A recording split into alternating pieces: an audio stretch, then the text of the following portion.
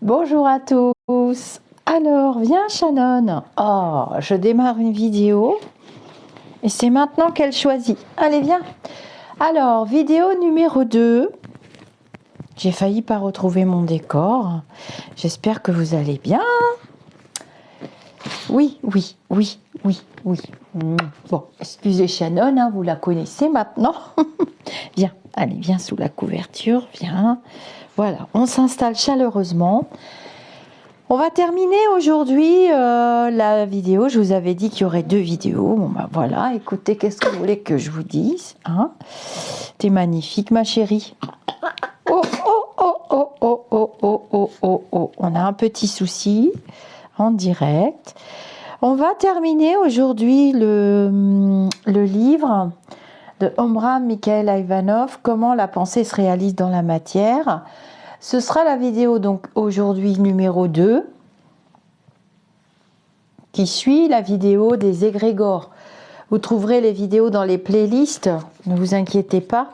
Elles se suivent parce que je peux pas parfois avoir un format vidéo beaucoup trop long puisque j'utilise des petits logiciels. Et puis vous savez, lire à haute voix, c'est très fatigant. J'adore ça, mais parce que je vous partage ma passion aussi et on partage aussi des enseignements pour essayer d'aller mieux, pour passer cette étape vibratoire. Nous sommes en 2022, nous arrivons en 2023, nous sommes exactement en décembre 2022. Voilà, Shannon, t'es bien installée? Voilà, allez, c'est parti. Donc, je vais vous lire la 4e de couverture. Vous avez des idées et elles sont magnifiques, c'est entendu. Mais avez-vous vraiment des résultats? Non. Cela prouve que vous devez encore travailler pour faire descendre ces idées jusque dans la matière. Et oui, voilà la question. Il faut les faire descendre, car ces idées vous laisseront mourir de faim et de soif si vous ne savez pas comment les concrétiser par des actes. Il ne suffit pas d'avoir des idées. Beaucoup de gens en ont, mais ils vivent de telle sorte qu'il n'existe jamais de communication entre ces idées et leurs actes. Il faut un intermédiaire, un pont. Et cet intermédiaire est le sentiment. C'est à travers le sentiment que les idées prennent chair et os pour se réaliser dans la matière. Donc je fais suite à l'autre vidéo, et je pense que vous l'aviez compris. Donc il y aura marqué numéro 2. Il y aura marqué numéro 2, les égrégores, blablabla.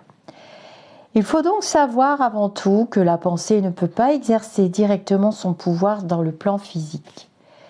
Il faut des intermédiaires. On ne prend pas des braises ou du potage avec la main, mais avec des pincettes ou une louche. Il en est de même pour tout.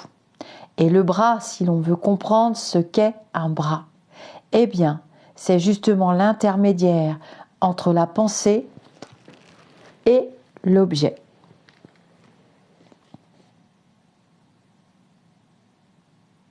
Lorsque je prends ce morceau de sucre qui agit, c'est ma pensée. Oui, par l'intermédiaire de mon bras, c'est ma pensée. Et supposez maintenant que ma pensée reste inactive.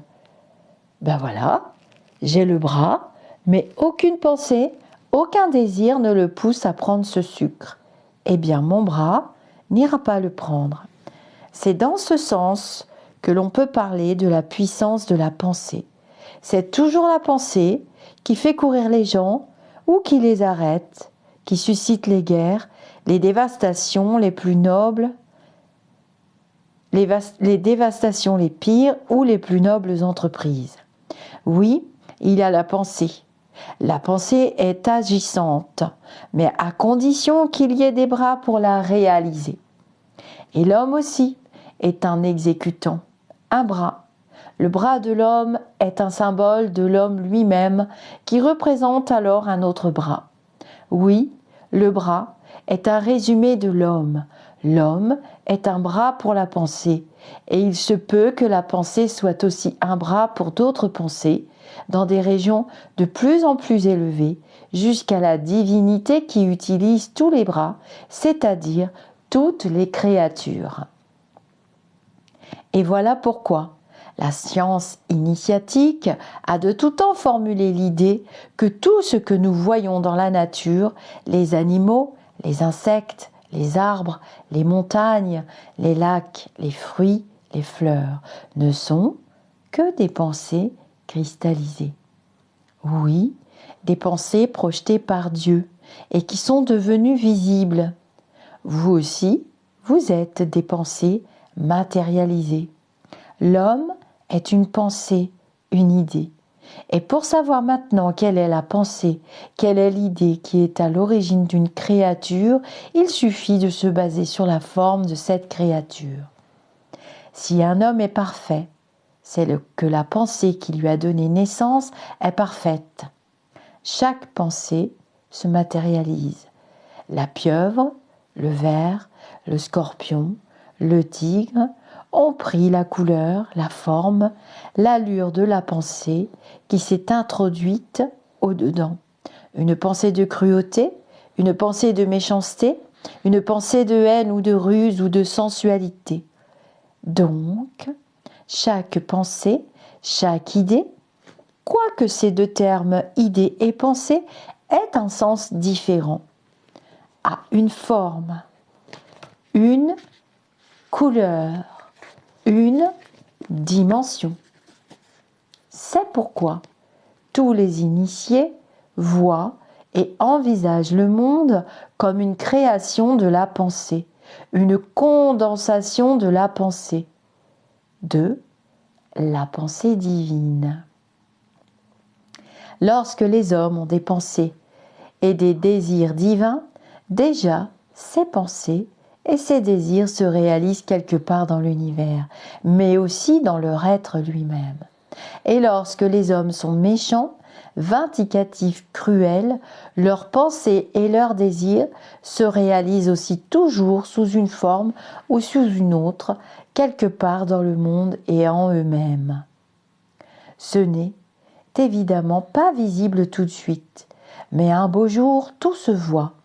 Et ce qu'il faut savoir aussi, c'est que toutes les plantes vénéneuses et tous les animaux dangereux sont alimentés, nourris et soutenus par les mauvaises pensées ou les mauvais sentiments des humains. Oui, le venin qu'ils contiennent se distille quelque part et va renforcer la nocivité de ces animaux et de ces plantes. Tandis que les bonnes pensées, les bons sentiments de toutes les créatures visibles et invisibles vont renforcer tout ce qui est beau, charmant et parfumé dans la nature. Donc, à notre insu, nous participons à la création dans ce qu'elle a de meilleur ou de pire. Ce qui empêche les humains de comprendre les effets de leurs pensées et de leurs sentiments, c'est que ces effets ne sont pas immédiats. Mais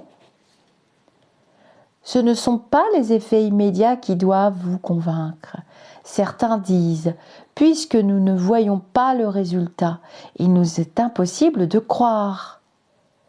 Mais les initiés qui se sont donné la peine d'observer, de constater, de vérifier ce qui se passe dans la nature, savent que tout finit par se condenser.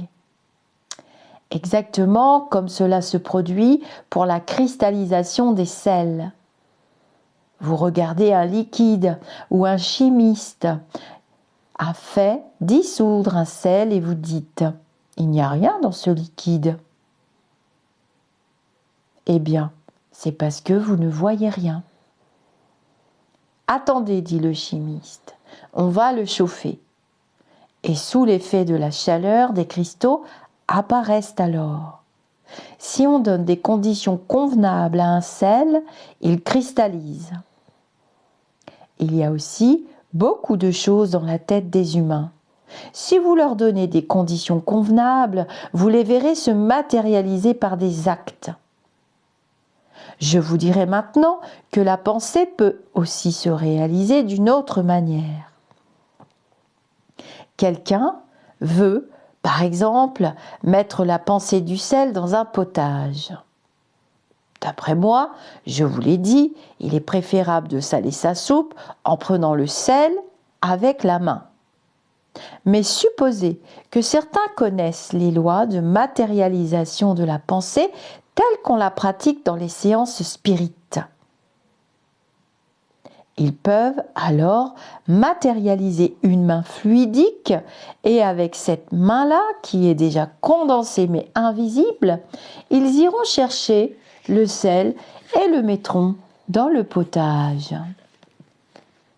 La pensée est donc capable de toucher la matière, mais par l'intermédiaire d'un autre plan. Il faut l'envelopper d'une matière plus épaisse, la matière éthérique. Et cette matière éthérique touchera la matière physique, car elles appartiennent à la même région et donc elles ont des affinités. Pour qu'elles puissent agir sur les objets et sur les êtres, il faut condenser la pensée. Et c'est toujours possible. En travaillant longtemps sur certaines créations mentales, en leur ajoutant même des particules de sa propre matière, l'homme finit par habiller ses formes pensées de matière physique. D'ailleurs, certains fakirs peuvent le faire rapidement car ils connaissent les techniques qui permettent de matérialiser une forme pensée pour qu'elle soit visible et tangible. Mais ce que l'on peut arriver à obtenir de cette façon n'est pas d'un degré très élevé. Envoyer de la poudre par la pensée ou faire se matérialiser des fruits ou des fleurs, bien sûr c'est fantastique, mais en quoi de pareilles prouesses peuvent-elles servir pour la venue du royaume de Dieu ? Vous devez savoir que les initiés ne s'occupent pas de produire des phénomènes de ce genre. Ils peuvent le faire, mais ils connaissent beaucoup d'autres choses qui leur font comprendre que ce ne sont pas des activités très économiques et qu'il leur faudrait perdre beaucoup d'énergie et beaucoup de temps pour rien. Et c'est tellement plus facile de se servir de sa main pour saler son potage. Mais alors, sur quoi se concentrent les initiés ? Eh bien, sur d'autres activités bien plus importantes. Ils travaillent pour produire des transformations bénéfiques dans la tête des humains. Car une fois ces transformations produites dans leur tête, la tête trouvera le moyen de communiquer avec le sentiment et le sentiment avec les actes. Et c'est ainsi que les humains finiront par prendre la bonne direction. Voilà donc une activité plus utile que d'aller se concentrer pour déplacer, soulever ou tordre des objets. Car en s'adonnant à ce genre de pratique, on ne fait rien dans l'âme, le cœur et l'intellect des humains pour les améliorer, les instruire et les amener vers Dieu, la source. Certains yogis ou magiciens se sont arrêtés sur des phénomènes d'une très petite importance, tandis que les vrais sages se disent « c'est possible, nous pouvons le faire ». Mais nous perdrons beaucoup de temps et d'énergie. Et pour obtenir quoi ? Si peu. Ce n'est donc pas la peine. Nous allons concentrer notre énergie à travailler dans d'autres domaines qui sont des millions de fois plus importants pour l'avenir de l'humanité. Voilà comment raisonnent les sages. Vraiment, je suis étonnée quand je vois certains fakirs, certains yogis qui se sont exercés à réussir des tours invraisemblables pour épater les badauds. Celui qui possède des dons psychiques exceptionnels, une capacité de concentration, une puissance de pensée hors du commun, doit les faire servir à la recherche du royaume de Dieu, non à des exhibitions de cirque. Donc, vous non plus, je ne vous conseille pas de vous embarquer dans ces exercices de magie. Ce savoir que nous possédons, nous devons l'appliquer uniquement à un travail qui en vaut la peine et qui est vraiment de la plus grande importance pour l'avenir de l'humanité. Et puisque vous savez maintenant que tôt ou tard la pensée se réalise, vous devez augmenter votre expérience, votre courage et ne plus tellement attendre de résultats immédiats. Car si vous comptez sur des résultats immédiats, vous serez déçu, découragé, vous abandonnerez tout et ce serait dommage. Alors, que faisons-nous dans la fraternité blanche universelle? Nous travaillons à construire des ponts. Je vous l'ai dit depuis longtemps, vous êtes des ouvriers des ponts et chaussées. Oui, vous construisez des ponts entre vous et le soleil, entre votre pensée et la matière tout simplement. Et comme cette installation est délicate et compliquée, il faut beaucoup de temps. Mais une fois l'installation terminée, vous verrez comme tout va fonctionner. Vous appuierez sur un bouton et dans l'usine, toutes les machines se mettront en marche, mais à la condition que tout soit bien branché.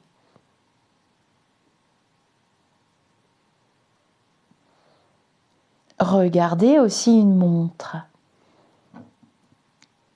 Elle possède un ressort qui met en mouvement le rouage, c'est-à-dire tout un système de roues qui, de la plus grande à la plus petite, se transmettent le mouvement jusqu'à celles qui touchent les aiguilles et les font marcher. Le ressort n'est pas directement lié aux aiguilles, sinon il leur donnerait une impulsion trop brusque. Il y a entre eux des intermédiaires pour maîtriser le mouvement, le doser, le régler avec précision. Alors, les aiguilles marchent. Là encore, vous voyez, il existe des intermédiaires entre le principe qui donne l'élan, l'impulsion et les organes qui exécutent un ordre ou affichent un résultat.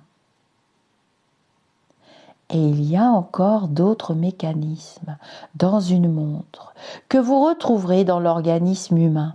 Celui qui observe et qui raisonne correctement verra partout cette grande vérité en physique, en chimie, en biologie, en géographie, en histoire, en sociologie, en psychologie, enfin partout.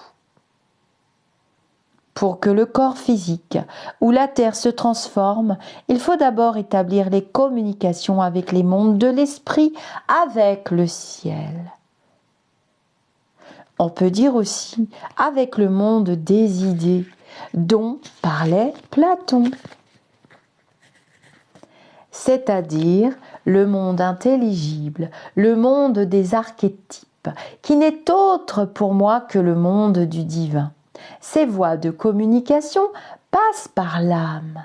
L'esprit n'arrive à toucher la matière qu'à travers cet intermédiaire qu'est l'âme, à laquelle correspondent dans l'organisme humain le système nerveux et le système circulatoire. Le système nerveux est plus proche de l'esprit et le système circulatoire plus proche de la matière. Le système nerveux est analogue à l'air qui alimente le feu, c'est-à-dire l'esprit. Le système circulatoire est analogue à l'eau qui nourrit la terre, c'est-à-dire le corps physique. Il faut étudier ces deux intermédiaires, l'air et l'eau, auxquels correspondent dans le plan psychique la pensée et le sentiment. Donc, au sommet, il y a l'esprit qui influence la pensée. La pensée est plus matérielle que l'esprit et elle est toujours liée au sentiment. Si vous pensez, par exemple, qu'un ami devient vraiment nuisible et dangereux pour vous, vos sentiments changent. Vous cessez de l'aimer. Inversement, si vous découvrez qu'un être pour qui vous n'éprouviez rien peut être bénéfique pour vous, que c'est la Providence qui vous l'a fait rencontrer pour votre bien, vous commencez donc à l'aimer. Le sentiment varie d'après la nature des pensées. Combien de fois on l'a constaté? Et quand le sentiment est là, c'est lui qui pousse l'homme à agir. Car il veut toujours s'exprimer à travers des actes. Vous pensez à une femme. Si vous n'avez aucun sentiment pour elle, vous pensez seulement qu'elle est jolie, qu'elle est belle, que vous la laissez tranquille, et puis voilà. Mais voilà que le sentiment apparaît d'un seul coup. Vous vous montrez entreprenant.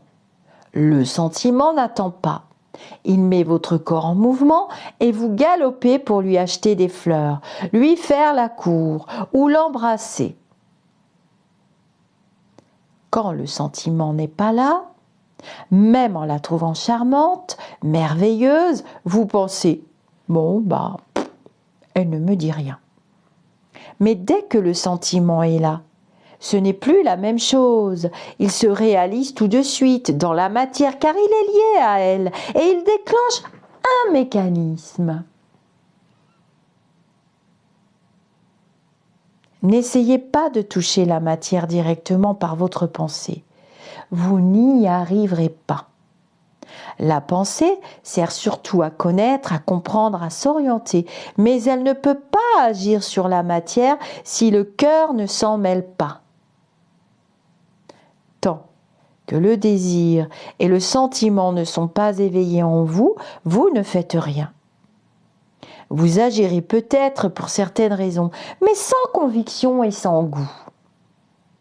Certaines personnes n'éprouvent aucun sentiment, mais elles agissent quand même comme des automates.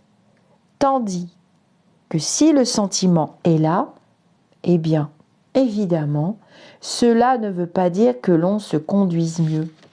Souvent, c'est même pire, car on ignore absolument pourquoi on agit, mais on sait au moins que l'on est poussé et on court droit au but. J'ai laissé de côté beaucoup de détails. Je me suis arrêtée seulement sur l'essentiel pour que ce soit plus clair pour vous. Retenez donc que la pensée est une puissance, mais qu'il faut comprendre cette puissance de façon correcte. Tant que vous n'avez pas préparé l'outil, l'intermédiaire, le levier, le bras, ne croyez pas que vos pensées se réaliseront. Elles resteront en haut dans le plan mental en train de flotter. Elles s'enregistreront bien sûr, mais elles ne produiront pas de résultats dans la matière, tandis que si vous les faites descendre dans le sentiment, elles produiront toujours des résultats. Prenons maintenant la question de l'hypnotisme. Vous donnez par exemple un bout de papier à quelqu'un en lui disant « Voilà, c'est une rose. Tu dois la sentir. Sens-la. Quel est son parfum ?» Et bien entendu, il vous raconte quel parfum délicieux a cette rose. C'est qu'il est dans cet état hypnotique où la pensée se réalise instantanément, pas dans le plan physique, mais dans le plan mental.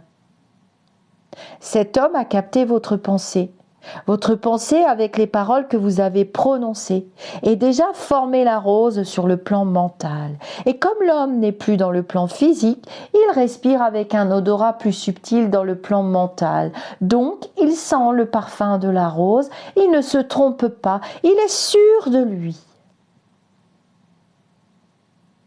Ou bien encore, vous donnez de l'eau à quelqu'un en lui disant « Voilà, c'est du cognac, et tu risques de t'enivrer, tu vas t'enivrer. » Il boit et il est vraiment ivre. Mais que s'est-il passé? Là aussi, il est dans une autre région, et dans cette région, cette eau n'est plus de l'eau, mais de l'alcool. Cela prouve que la puissance de la pensée est absolue et immédiate, mais où? Eh bien, dans le plan mental. Sachant cela, vous pouvez tout construire, tout réaliser d'un seul coup, mais en haut et pas dans la matière. Vous voulez des châteaux, vous voulez des parcs, des jardins, des voitures, des femmes qui dansent, des oiseaux qui chantent. Tout de suite, ils seront là. Si vous étiez un peu plus clairvoyant, vous les verriez déjà car ils sont une réalité. Mais vous dites, mais il n'y a rien, je ne les touche pas. Ah ça, mon vieux, pour pouvoir les toucher, il te faudra peut-être des siècles. Voilà comment on doit comprendre cette question. Vous pouvez faire toutes sortes d'expériences. Par exemple, il souffle un vent très désagréable. Prononcez quelques paroles pour l'adoucir en lui disant « Que tu es gentil, que tu es doux, tu n'es pas méchant, au contraire tu me fais plaisir. » Et quelques minutes après, oh bien évidemment, ce n'est pas le vent qui a changé, mais c'est vous. Quelque chose en vous s'est transformé et le vent devient semblable à des caresses. Mais il faut savoir prononcer certaines paroles et on oublie de les prononcer pour se suggestionner. Vous direz, mais quand on se suggestionne, ce sont des mensonges, des illusions. Ah non, ce sont des créations. Les suggestions sont des créations subtiles. On a saisi quelque chose avec ses antennes et les antennes l'ont transmis jusqu'à l'épiderme ou aux papilles, c'est-à-dire jusqu'aux cellules sensibles. Voilà comment beaucoup de gens peuvent être suggestionnés et même des gens normaux. Combien de fois on a suggestionné les gens, c'est inouï. Oui, des foules tout entières. Un homme doué d'une pensée forte et d'un cerveau très puissant dit certaines choses et tout le monde commence à sentir ces choses-là. Combien de cas on a vu dans l'histoire?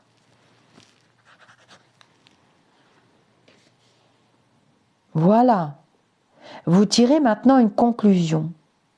Travaillez avec la pensée, mais ne vous imaginez pas que la pensée se réalisera immédiatement dans le plan physique. Vous direz, si parfois il suffit de prononcer quelques mots pour se sentir aussitôt dans un autre état, oui, mais comme je viens de vous l'expliquer, cela ne se produit pas dans le plan de la matière et dans les formes cristallisées, mais dans le plan astral et dans le plan mental. C'est là que vous avez saisi quelque chose. Le changement peut donc être immédiat, mais en haut. Si vous êtes en haut, immédiatement votre pensée se réalisera.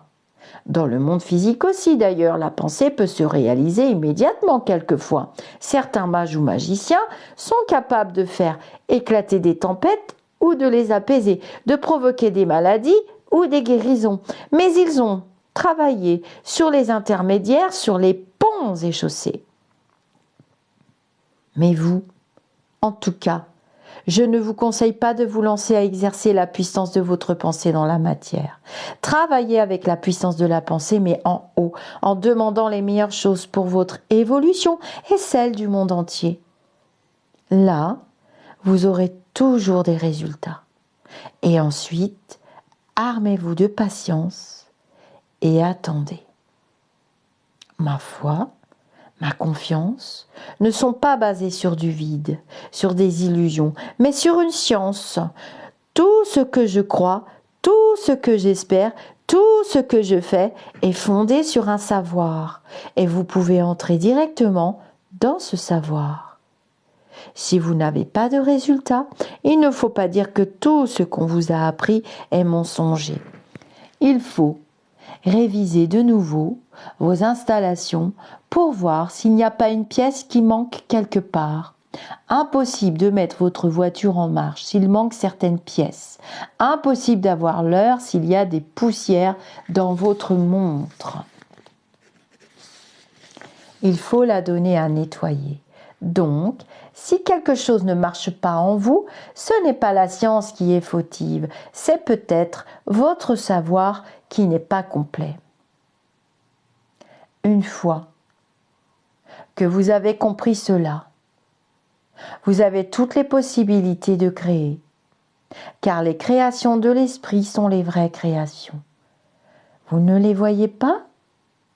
Cela n'a aucune importance. Ne vous arrêtez pas sur la question de voir ou de ne pas voir. Il faut savoir que ce sont des réalités, c'est tout. Et en croyant à leur réalité, vous aidez ces créations à s'incarner beaucoup plus vite dans la matière.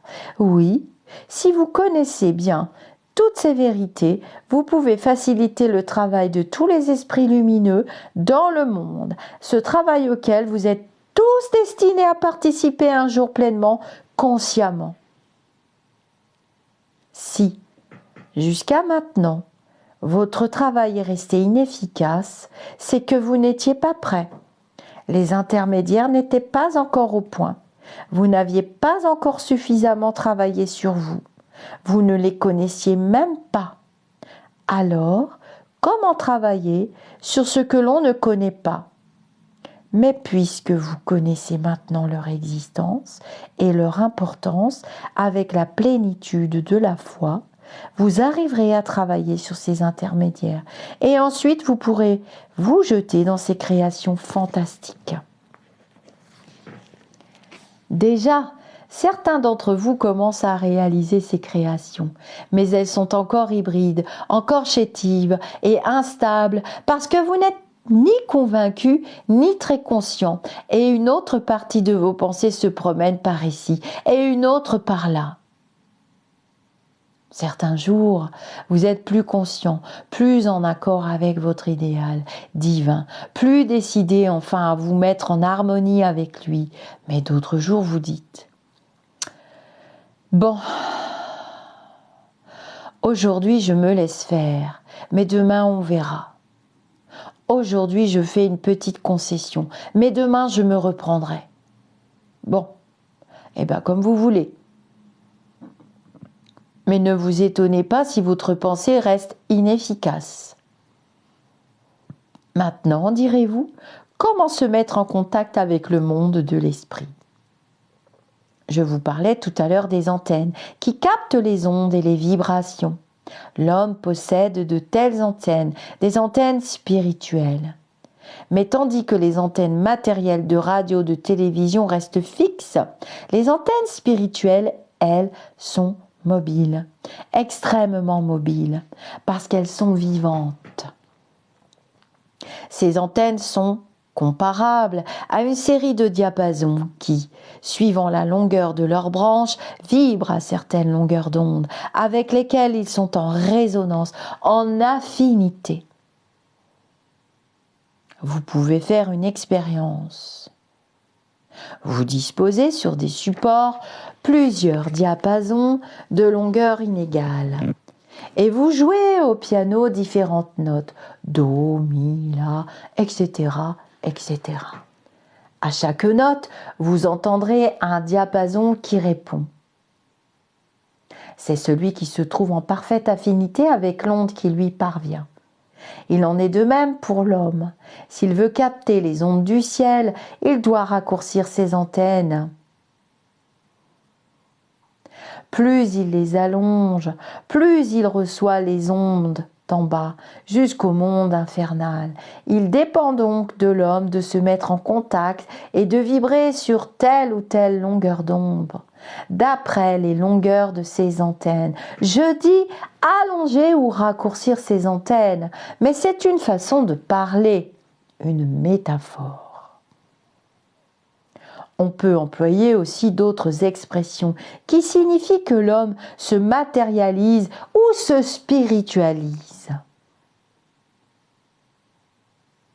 Plus il se matérialise, plus il reçoit les communications des régions inférieures. plus il s'affine et se spiritualise, plus sa vie devient intense et plus il capte les ondes du ciel. Cela dépend de lui, car intérieurement, il possède toutes les possibilités. Voilà un champ immense pour tous ceux qui veulent devenir de véritables créateurs. Retenez donc que la pensée est toute puissante, mais dans sa région, c'est-à-dire dans le plan mental, car étant faite d'une matière extrêmement subtile, elle peut agir instantanément que sur une matière aussi subtile que la sienne pour la façonner. Si vous voulez un palais, une montagne, une rivière, un enfant ou une fleur, tout de suite, cette pensée se réalise, se matérialise, mais dans sa propre région. Pour pouvoir se concrétiser, il faut qu'elle descende. Et comme la pensée a effectivement toujours tendance à se matérialiser, elle descend dans le plan astral. Elle s'habille dans des vêtements un peu plus épais et elle travaille là. Quelque temps après, elle descend dans le plan éthérique et elle devient encore plus dense, jusqu'au jour où elle se réalise dans le plan physique. Ce fonctionnement de notre vie psychique est idéalement exprimé par l'image du soleil qui ne peut agir sur la terre et la modeler que par l'intermédiaire de l'air et de l'eau. Si vous arrivez à comprendre ce processus, vous deviendrez capable de faire des merveilles. Toute la science de la magie blanche et de la théurgie est là, contenue dans cette image des 4 éléments, le soleil, l'air, l'eau, la terre.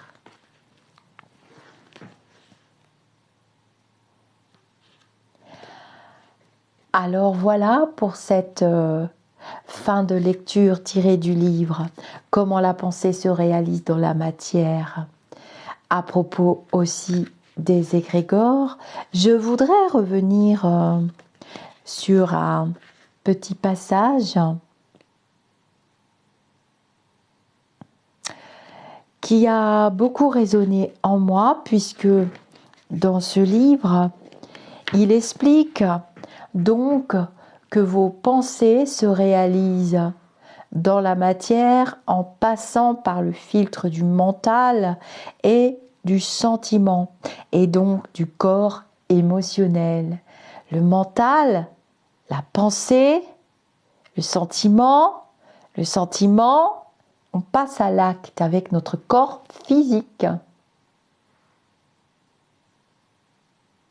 Dans la vidéo numéro 1, je vous ai expliqué comment on crée un égrégore en mettant une pensée avec une autre pensée plus une autre pensée. Je ne vais pas revenir sur la vidéo numéro 1.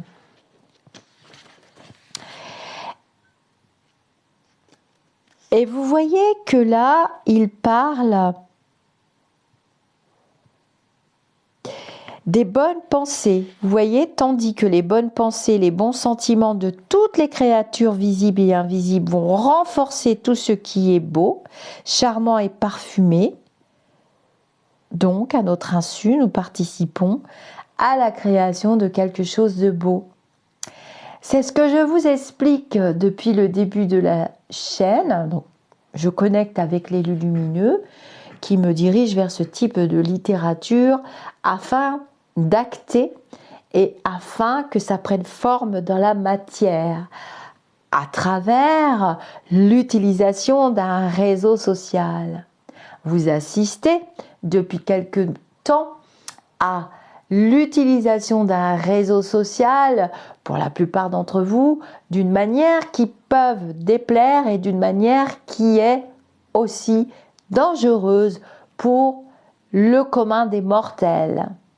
C'est-à-dire, avec l'utilisation de ce réseau social, nous voyons s'installer de ci, de là, des mouvements extrémistes, des mouvements sectaires. Je mets un mot sur des mots, M-A-U-X, qui sont dangereux pour les autres puisqu'ils ne sont pas dans des équilibres. Nous parlons là alors d'extrêmes. Nous avons des pensées qui, mises bout à bout, comme je viens de vous l'expliquer à travers cette lecture, vont créer des sentiments, vont créer parfois des sentiments de doute, de peur, et puis de haine de l'autre. De haine, et vous ne saurez même plus comment vous êtes arrivé là. Vous ne saurez même plus comment vous avez pu détester quelqu'un. Comment, à travers des pensées, des sentiments, des actes, c'est-à-dire vos claviers numériques, vous avez pu écrire des choses absolument odieuses à des personnes que vous ne connaissez même pas dans votre vie. Eh bien, tout simplement parce que vous vous êtes laissé embarquer à un moment donné par une personne, 2 personnes, 3 personnes, 10 personnes, et plus l'effet de masse grossit, et plus cette forme pensée prend forme de la matière. Je pense notamment aux enfants, aux jeunes, qui sont victimes de ces formes pensées collectives, qui sont descendues dans la matière, en passant par l'acte de notre corps physique, nos doigts, et nos claviers numériques. Et dans notre société moderne, nous y avons mis un mot, cyberharcèlement, incitation à la haine. On peut pousser de cette manière-là, inconsciemment, individuellement, en se mettant les uns avec les autres. C'est une force, une vibration extrêmement puissante. On peut pousser quelqu'un au suicide. On peut, sans s'en rendre compte, faire qu'il tombe ou elle tombe malade. Le maître le dit que les bonnes pensées mises de bout à bout peuvent créer des résultats merveilleux, puisque collectivement, nous allons pratiquer la bienveillance, le partage tout d'abord de pensées bienveillantes, de pensées d'amour, de vibrations d'amour. La prière, pourquoi la prière est collective? Puisque collectivement, nous allons prier une entité spirituelle ou une valeur spirituelle, je préfère le mot valeur spirituelle, peu importe quelle divinité vous allez prier, ou bien même l'univers, ou bien même des personnes que vous avez aimées qui sont déjà dans l'astral. Et collectivement, vous allez commencer à cultiver un jardin spirituel. Il a parlé de jardin spirituel.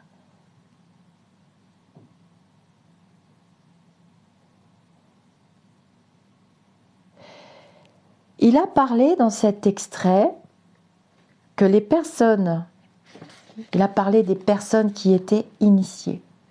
Les personnes qui vibrent, on parle de vibration, il a expliqué là à propos des antennes, j'appelle ça aussi mes antennes. Tu déploies ou tu replies tes antennes, tu utilises ton instrument spirituel. Nous avons tous un instrument spirituel à l'intérieur de nous. Mais si nous ne sommes pas vibratoirement élevés dans notre plan de vie, eh bien, les antennes ne connecteront qu'à des valeurs, des entités, des vibrations de même fréquence. Vous voyez? De même fréquence. Alors, on peut créer aussi l'illusion. On peut même, sans vouloir créer l'illusion, se croire dans la spiritualité alors que nous ne sommes que dans notre ego, que dans le mental. Nous restons coincés dans le plan mental. Et aucune bonne action ne descend dans la matière. Puisque nous sommes sur les réseaux sociaux. Il suffit quelquefois de lire les commentaires sous les vidéos, sous les posts, sous les articles de télévision. C'est très facile. Il suffit de lire les commentaires. Et là où l'incitation à la haine commence, là où vos ressentis et vos pensées s'embrouillent, c'est à ce moment-là qu'il vous appartient de vous arrêter et de choisir ce que vous voulez créer et cultiver. Si vous dites « je le ferai demain », « je ne m'occupe pas de ceci, de cela, ce ne sont pas mes affaires », vous laissez la porte ouverte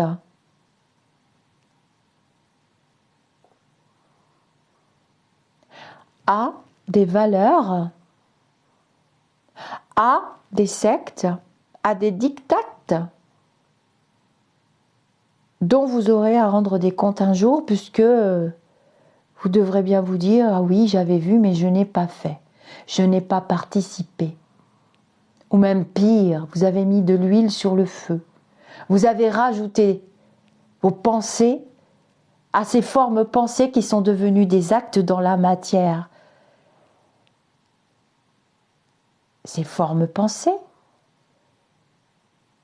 ces égrégores dont je vous parle depuis maintenant longtemps, qui nous viennent de nos grands-parents, lesquels se sont battus, lesquels ont vécu des vraies guerres sur le terrain. Il y a une guerre spirituelle qui est en train de se livrer actuellement. Effectivement, cet égrégore ne veut pas retrouver sa place normale. Cet égrégore se nourrit des extrêmes. Cet égrégore se nourrit, grandit, grossira encore parce qu'il est alimenté par des gourous, par des personnes qui vont se faire passer pour ce qu'elles ne sont pas. Un initié, une personne qui a reçu des initiations, je crois que je l'ai suffisamment prouvé maintenant, et comme il l'a expliqué le maître, quand on est un homme sage, on ne s'use pas à la tâche à répéter invariablement le même comportement. Entretenir le même comportement dans le présent, c'est retrouver le même état des lieux dans le futur. Une action plantée dans le présent aura une réaction dans le futur. C'est pour ça que je vous explique souvent qu'il est important de remplir votre banque spirituelle, pas avec des cailloux, pas avec des blablas, pas avec des formes pensées de méchanceté, de haine, de dégoût, de volonté de détruire aussi. La volonté de détruire, la volonté de ne pas lâcher les anciens schémas aussi.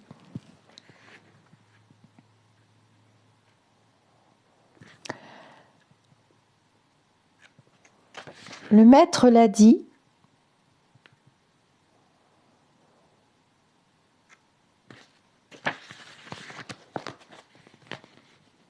attention aux leurres.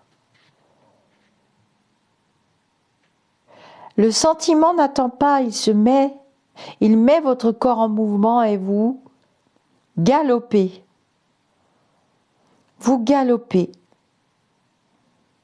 On vous a appris à consommer, à surconsommer et à consommer encore et encore et encore.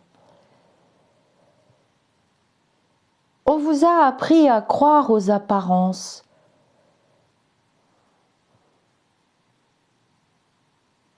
Il y a une expérience derrière, forcément.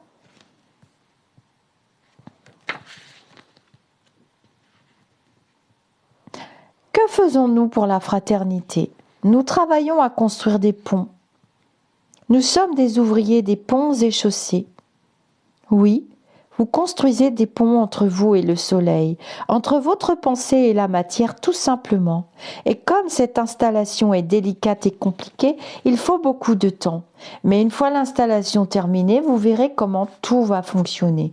Vous appuierez sur un bouton et dans l'usine, toutes les machines se mettront en marche.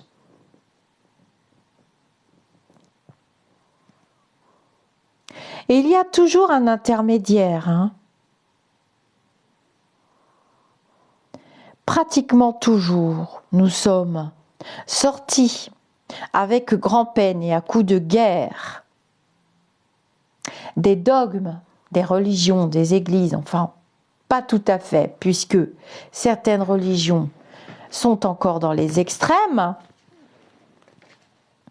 Les extrêmes sont nuisibles en tout. Les excès sont nuisibles en tout. En tout, en tout, en tout. La loi du Tao nous l'enseigne parfaitement. La loi du Tao nous enseigne actuellement à bien rester dans des équilibres et à surveiller tous les mouvements de pensée qui, mis bout à bout, sont des mouvements de haine, d'incitation à la haine. Méfiez-vous des sectes et des gourous, ça pullule aujourd'hui. Et je sais que mon milieu professionnel en est infesté. Ils sèment la terreur. Ils sèment la terreur en clouant au pilori, c'est ce qui m'est arrivé et c'est ce qui est arrivé à 2-3 de mes consoeurs et de mes confrères pour de vrai, que je considère comme des consoeurs et des consoeurs. Il faut bien que je vous donne des exemples dans la matérialisée. Ils nous clouent sur une croix, nous mettent dans la bouche des propos que nous n'avons jamais tenus, nous livrent en pâture à des personnes fanatiques et entraînent avec eux des centaines d'êtres humains à me détester. Mais si c'est moi, aujourd'hui, ce sera peut-être vous demain, ce sera peut-être votre fille, votre fils, ce sera peut-être votre mari, votre sœur, votre frère, votre collègue.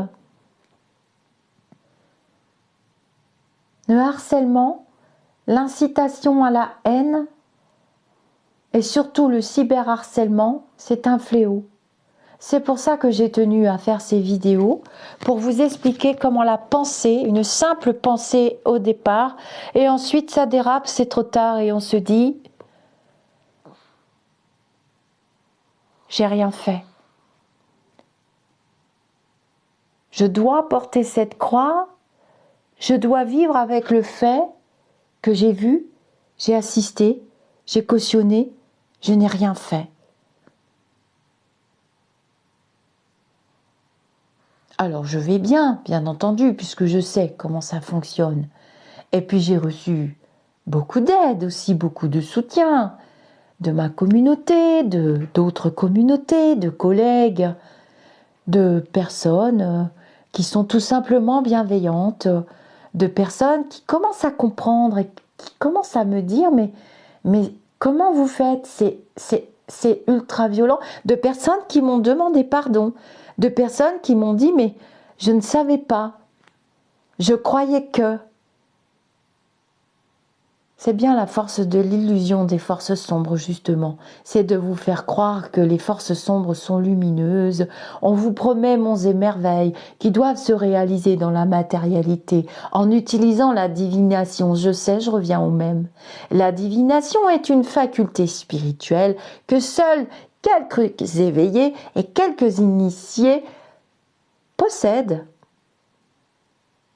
et peuvent utilisé pour conduire l'humanité sur le bon chemin, sur la voie du Tao. Vous voyez, je choisis la voie du Tao depuis longtemps pour ne pas introduire les religions dans la spiritualité. Je préfère la philosophie, je préfère la pédagogie et nous allons avoir besoin de beaucoup de pédagogie, de beaucoup d'amour, de beaucoup de philosophie pour combattre ces extrêmes. Les extrêmes qui s'installent d'ultra partis politiques des deux côtés sont dangereux pour l'avenir de nos enfants et notre avenir tout court. Ces extrêmes installeront forcément, je n'ai jamais vu un extrême qui n'installait pas une dictature derrière. Et c'est ce que je subis à mon tout petit niveau. Tous les jours, toute la journée, la dictature de celui qui est le plus gros, la dictature de celui qui est le plus fort, qui installe une véritable vendetta sur les réseaux sociaux, sur le YouTube, en faisant peur à plein de personnes qui ne veulent pas subir mon sort.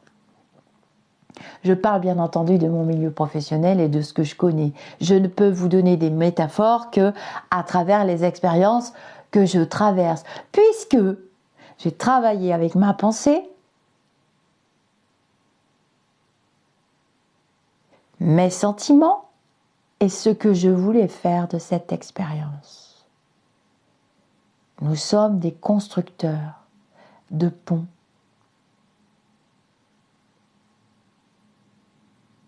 Nous sommes des créateurs dans notre matérialité, mais de notre spiritualité. Et nous nous dirigeons vers l'ère du Verseau.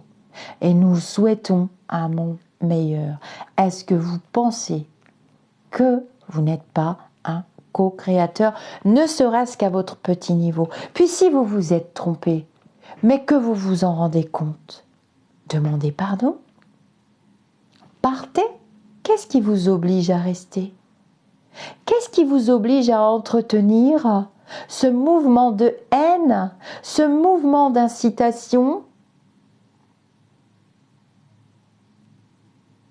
C'est la peur et le doute. J'ai vu nombre de mes frères et sœurs qui pratiquent la cartomancie, l'astrologie ou autre, qui se sont retournés contre moi, alors qu'ils ne me connaissent pas, qui n'ont pas hésité même à créer des vidéos, fouiller dans ma vie privée avec leurs cartes, parler de mon mari, de sa situation, parler de ma vie. Ils ne me connaissent pas. Prenez le temps de vous poser avant de vous jeter à corps perdu dans la vibration de haine. Pour soutenir qui? Pour soutenir quoi? Est-ce que vous vous êtes posé la question de ce qu'il y a derrière? Est-ce que vous avez gratté sous le vernis? Moi-même, j'ai fait comme vous, je me suis jetée à corps perdu. Mais je me suis vite rendu compte qu'il n'y avait rien de spirituel là-dedans avec ces personnes. On ne peut pas dire tout et faire le contraire. Il y a ceux qui disent, il y a ceux qui font. Le maître Omrav Mikhaël Aïvanhov, à travers sa littérature, explique dans multiples livres la puissance de la pensée, comment la pensée se réalise dans la matière. Je vous ai fait des tas de vidéos au fil du spirituel avec les pensées quotidiennes. Il y a ceux qui disent et il y a ceux qui prouvent.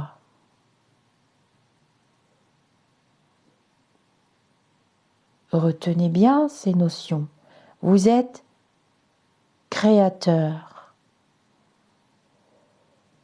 Mais si vous vous laissez embarquer par une personne qui met des pensées, j'appelle ça des implants quand je suis en consultation privée, qui met des pensées, des implants à répétition dans votre tête, c'est un lavage de cerveau.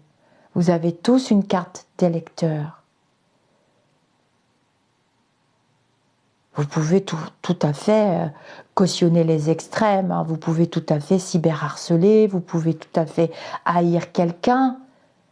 Cependant, ça se répétera dans d'autres vies et d'autres vies et d'autres vies. C'est ce qu'on appelle le karma, la cause à effet. Vous ne récolterez que ce que vous avez semé. Inévitablement, quand on plante un baobab, on n'espère pas quand même qu'il va pousser une carotte. Réfléchissez à ce que vous semez. Je peux comprendre que vous aimiez une personne, que vous l'idéalisiez, moi aussi, hein. J'aimais certains humoristes, j'aimais certains écrivains, hein.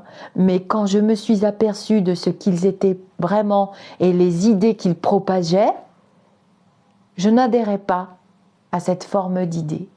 Toujours dans les extrêmes. Je n'adhère pas aux idées qui vont dans les extrêmes. Je n'adhère pas aux idées qui incitent à la haine, qui incitent à la destruction. Je n'y adhère pas. Tout en vous faisant croire le contraire, parce que la manœuvre est extrêmement habile. Et au final, ce ne sont même pas vos pensées. Vous êtes en train de créer un monde dont vous ne voulez plus. Ce qui est quand même paradoxal. Et les lumineux assistent tranquillement à cette farce en me disant: tu arrêtes de faire des vidéos de prédiction, c'est bon, t'as prouvé, tout le monde a vu que tu voyais très bien, et tu vas faire des vidéos pour expliquer comment ça fonctionne, comment fonctionne, et comme on sort d'une situation covidesque, plus une élection présidentielle, plus tous les soucis du quotidien. C'est pas la première fois qu'on assiste à la hausse des prix, hein. Quand on est passé des francs à l'euro, moi je me souviens d'avoir vécu 4 années absolument épouvantables, à même pas savoir ce que j'allais donner à manger à mes enfants, alors que nous travaillons tous les deux, mon mari et moi. Je vous rappelle que j'ai travaillé toute ma vie et que je travaille encore puisque je crée ma réalité. Vous pourrez me reprocher tout ce que vous voulez, ça m'est égal.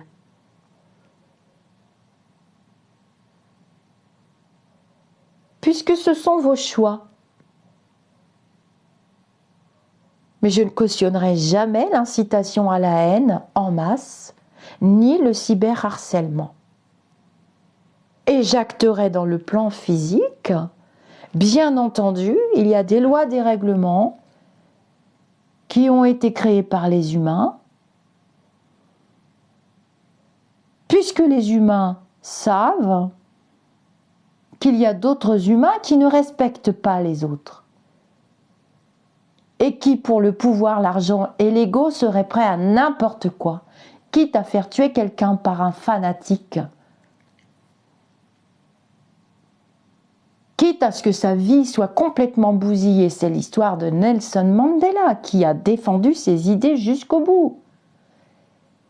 C'est pour ça qu'à travers ces lectures, je vous invite à vous poser les bonnes questions. Qu'est-ce que vous voulez pour demain? Quels sont vos choix?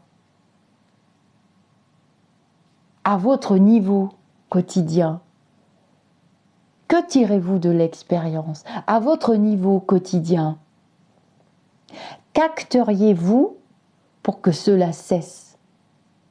Moi, j'ai travaillé sur la vibration du pardon, j'ai demandé pardon, j'ai fait mes choix, je les assume.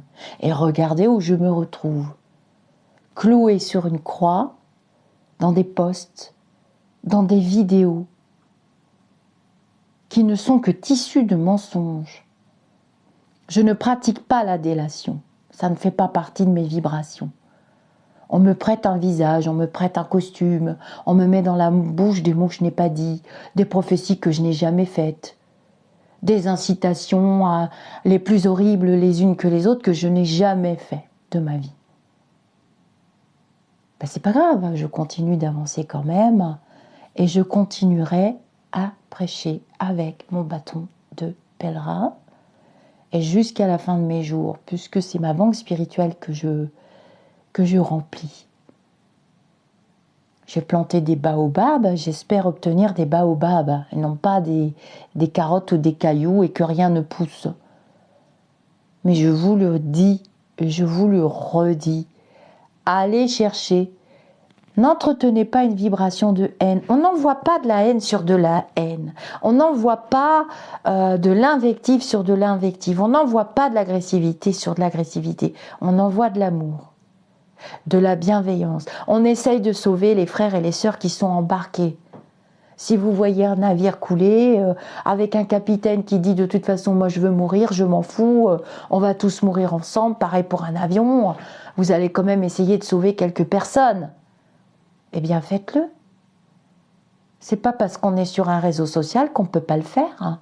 Parce que c'est ce qui m'est arrivé, j'ai été repêchée moi, par plein de personnes qui m'ont dit n'y allez pas. Qu'est-ce que vous faites avec ces gens-là? Mais j'ai dit oui, au fond, qu'est-ce que je fais? Qu'est-ce qui se passe? Qu'est-ce qui m'arrive? Oui, mais je vais tout perdre. Eh ben oui, on m'a cloué sur une croix. Et je vois que je donne exemple, hein, parce que tout le monde suit derrière. Je me demande qui sont les moutons, puisque nous, on se fait traiter de moutons. Qui sont les moutons pour suivre des personnes pareilles? Qui sont les moutons? Je ne suis pas scrogneux. Je fais un simple état des lieux fin 2022. Nous sommes fin 2022. Nous allons en 2023, qui est quand même une année très importante d'ancrage, d'action très importante pour le futur. Bon, 2022, c'était olé olé, je vous l'avais dit, hein. On allait passer par le froid, chaud, chaud, froid, froid, chaud, et c'est ce qui s'est passé. Mais c'est très intelligent comme manœuvre. On en cloue une qui est célèbre, qui a pignon sur rue, qui a un site internet qui est connu. On raconte n'importe quoi. Et vous le croyez. Et vous croyez ça. Mais alors on peut vous faire croire n'importe quoi. On fait bien croire aux enfants que le Père Noël existe. À l'origine, c'était une publicité pour une grande marque de soda. On fait croire aux enfants déjà dès le plus jeune âge les plus gros mensonges qui puissent exister. Je ne vais pas changer, ni porter un masque, ni quoi que ce soit. Un jour, ma mère m'a prédit ce qui allait m'arriver, il n'y a pas longtemps, elle me l'a prédit en 2016. Elle m'a dit, mais je te préviens, tu ne vas pas te crever un œil et tu ne vas pas céder pour leur faire plaisir. Il est hors de question que tu deviennes moche. Mais j'ai dit, maman, qu'est-ce que ça veut dire? Elle m'a dit, j'en sais rien, débrouille-toi avec ça. Ensuite, elle est revenue là-dessus. Elle m'a dit, je ne veux pas que tu deviennes moche, je ne veux pas que tu ailles avec le mal, je ne veux pas que tu fréquentes le diable. Eh bien, tout était dit. Voilà.